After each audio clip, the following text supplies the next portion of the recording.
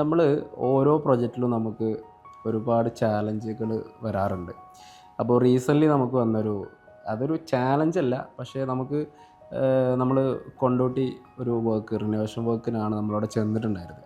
അപ്പോൾ അവർ first initially നമ്മളോട് പറഞ്ഞിട്ടുണ്ടായിരുന്നത് അതിൻ്റെ ഒരു എക്സ്റ്റീരിയർ റിനോവേഷൻ കം ഇൻറ്റീരിയർ അപ്സ്റ്റെയറിൽ വരുന്ന ബെഡ്റൂമിൻ്റെ ഒരു ഇൻറ്റീരിയർ മേക്ക് ഓവറാണ് നമ്മളോട് പറഞ്ഞിട്ടുണ്ടായിരുന്നത്.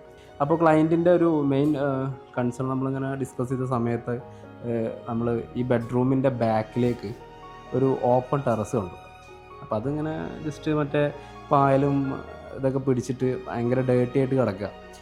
അപ്പോൾ ക്ലയൻറ്റ് ഞങ്ങളോട് പറഞ്ഞു, നമുക്ക് ഇത് എന്തെങ്കിലുമൊക്കെ ഒന്ന് ചെയ്യണം, നിങ്ങളുടെ അടുത്ത് വല്ല എന്തെങ്കിലും ഐഡിയ ഉണ്ടോ എന്ന് ചോദിച്ചു. അപ്പോൾ ഞാൻ പറഞ്ഞു, എനിക്ക് നിങ്ങൾ ഒരു 1 വീക്ക് സമയം തരികയാണെങ്കിൽ ഞാൻ ഇതിൽക്ക് പറ്റിയ നല്ലൊരു കോൺസെപ്റ്റ് നിങ്ങൾക്ക് ഡിസൈൻ ചെയ്തിട്ട് പ്രസൻറ്റ് ചെയ്ത് തരാമെന്ന് പറഞ്ഞു.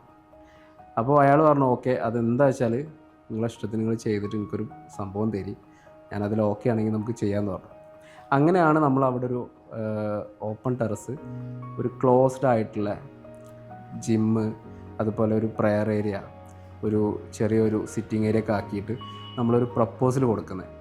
അപ്പോൾ അയാൾ ഭയങ്കരമായിട്ട് ഷോക്കായി. കാരണം മൂപ്പര് പറഞ്ഞു, എനിക്ക് ഈ വീട്ടിലൊക്കെ വർക്കൗട്ട് ചെയ്യാനൊക്കെ സ്ഥലം ഞാൻ എന്ത് ചെയ്യും എന്നുള്ളൊരു മൈൻഡിലായിരുന്നു. അപ്പോൾ അത് നിങ്ങൾ കറക്റ്റ് നമ്മളെ മൈൻഡ് വായിച്ചിട്ട് ചെയ്ത പോലെ ആയി എന്നൊക്കെ പറഞ്ഞിട്ട് മൂപ്പർക്ക് ഭയങ്കര ഹാപ്പിയായി. അപ്പോൾ നമ്മളത് ഏകദേശം നമ്മൾ പറഞ്ഞ ലെവലിൽ അവരത് സൈറ്റിൽ ചെയ്തു. നമ്മൾ തന്നെയാണ് അതിൻ്റെ വർക്കും ചെയ്തു കൊടുത്തത്. അവരെപ്പോഴും പറയും, ഇവിടെ ആര് വന്നു കഴിഞ്ഞാലും, അല്ലെങ്കിൽ ഞങ്ങൾ തന്നെ ഇപ്പോൾ മരുവിൻ്റെ നിസ്കാരം കഴിഞ്ഞിട്ടൊക്കെ അവിടെ പോയിട്ടാണ് ഇരിക്കൽ. നമുക്ക് ഭയങ്കരമായിട്ട് ഒരു ഫീൽ ഗുഡാണ് അവിടെ പോകുമ്പോൾ. മോർണിംഗിൽ അവിടെ വർക്കൗട്ട് ചെയ്യാനും അതുപോലെ തന്നെ വൈകുന്നേരങ്ങളിലൊക്കെ നമ്മളവിടെ പോയി ഇരിക്കാറുണ്ട്. നമ്മൾ റീസെൻ്റ്ലി കംപ്ലീറ്റ് ചെയ്തൊരു പ്രൊജക്റ്റാണ്.